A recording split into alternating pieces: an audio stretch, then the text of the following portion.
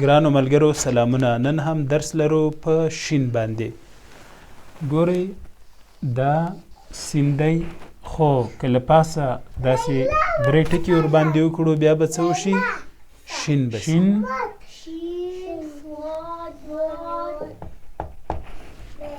واو ری.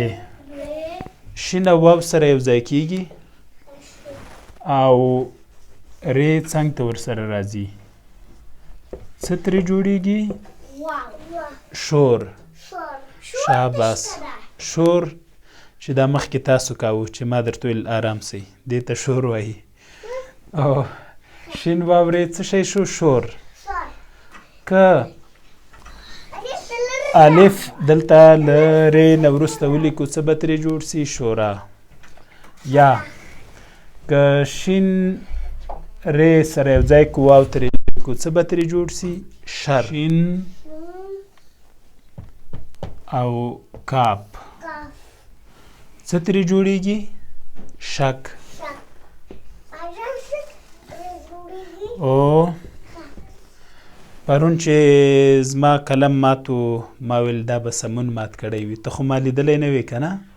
ما شک کړی و، خوا تا نه و مات هیلې مات کړی و. شک څه؟ خو که شک دا که دلته ری وي له کاپ نه وروسته او کاپ سره یو ځای سي څه شی ترې جوړ سو؟ شکر.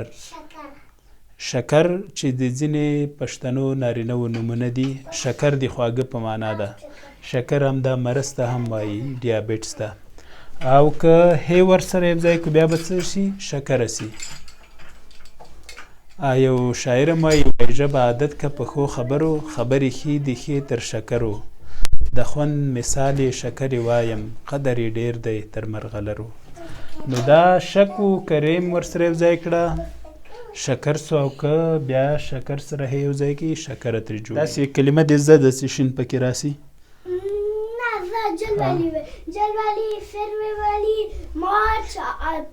آفرین. دا وینې ته انګلیسي ژبه زده کړې او پښتو پاتې ده.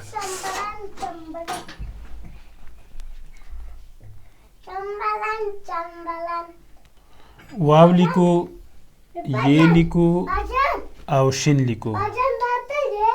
او کنه واو لیکل کیږي، یې او شین ګډ سره راځي. دې ته څه وایي؟ ویش. ویش څه معنا؟ شور ته وایي. شور. ویش. دا ویش ولا کنان دی. آفرین.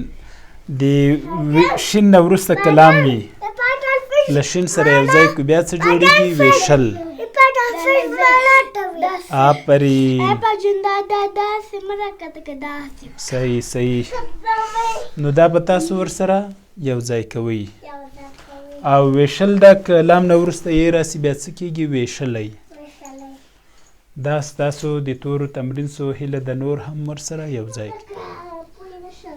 درس لرو په شور باندې. ما شومان شور کوي.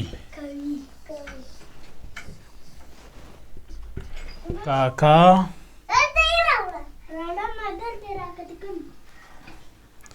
له شور تنګیږي.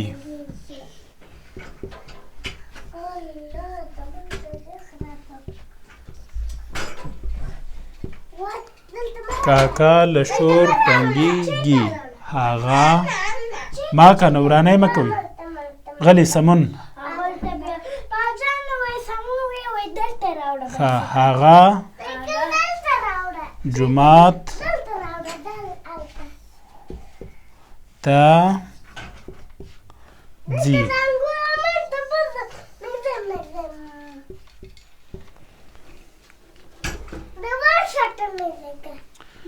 شور. ماشومان شور کوي. کاکا له شور تنګیږي. هغه جومات ته ځي. ماشومانو په ځای لیکلی سي زده کوونکي شور کوي. زده کوونکي څنګه راځي دا شی؟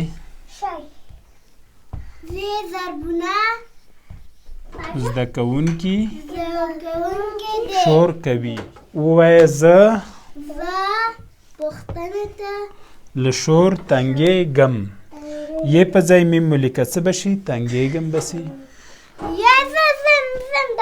او وایه آریا جومات ته ځي.